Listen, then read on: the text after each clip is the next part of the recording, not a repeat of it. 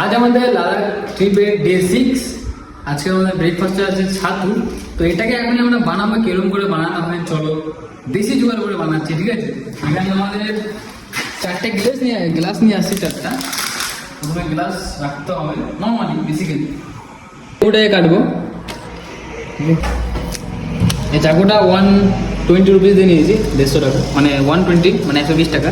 দারুণ ধার আছে এটা, এটাতে যদি ছুরি মারি গতমকে মানে মাথা ফেটে যাবে এতটা ওয়েট, ঠিক আছে। হালকা জল নিতে হবে, পুরো পুরো ফুল লেয়ার করতে হবে না, মিনিমাম এতটা, যাতে ছাতুটা গাঢ় হয়। যত ছাতু মোটা হবে অত ভালো হবে।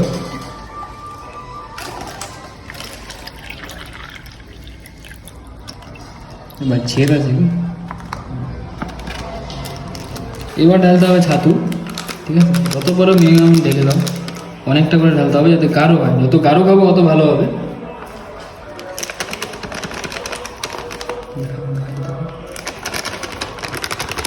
কোয়ালিটি মোটামুটি ভালোই লাগছে দেখে।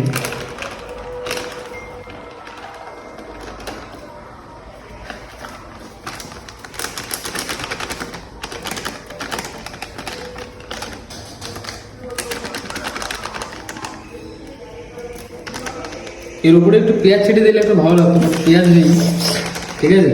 পেঁয়াজের বদলে আমাদের যে দোকান থেকে আমরা ছাত্ররা নিয়ে আসলাম, তো ওখানকার একটা আঙ্কেল, উনিও শিলিগুড়িতে ছিল প্রায় 10 বছরের মতো, ঠিক আছে। তো আমাদেরকে 2টো লেবুর ব্যবস্থা করে দিয়েছে, দেশি লেবু একেবারে গাছের থেকে পেরে এনে দিয়েছে। এখানে কাটলাম। তো এখন যেটা করতে হবে, অলমোস্ট ডান হয়ে গেছে আমাদের পুরো ছাতু ডালা, পুরো গাঢ় হয়ে গেছে। পুরো 1 প্যাকেট ছাতু শেষ, কাল সকালে আবার খাবো। আমরা 10 টাকার লবণের প্যাকেটটা নিইনি, কারণ বেশি হয়ে যাবে। তো সেই জন্য আমরা নিয়ে এসেছি 1 টাকা করে তুলসী জিরা, জল জিরা।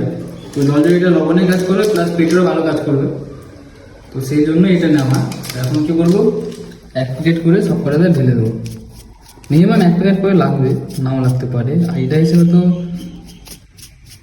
এতটুকু হয়ে যাবে। এবার ঢেলে যেতে হবে জলজিরাটাকে। জলজিরা দিয়ে কোনোদিন খাইনি, ঠিক আছে। তো প্রথমবার জলজিরা দিয়ে এই দেশি ছাতুটা খেতে হবে, দেখা যাক কতটা প্রোটিন পাওয়া যায়। ফিডব্যাক তো রাতে জানাবো, পেট খারাপ হচ্ছে না পেট ভালো ভালো থাকছে।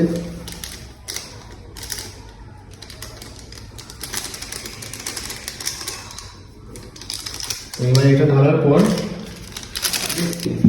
এইমাত্র গাছ থেকে পেয়ে আনলো, এটা এখন পুরো চিপে দিতে হবে।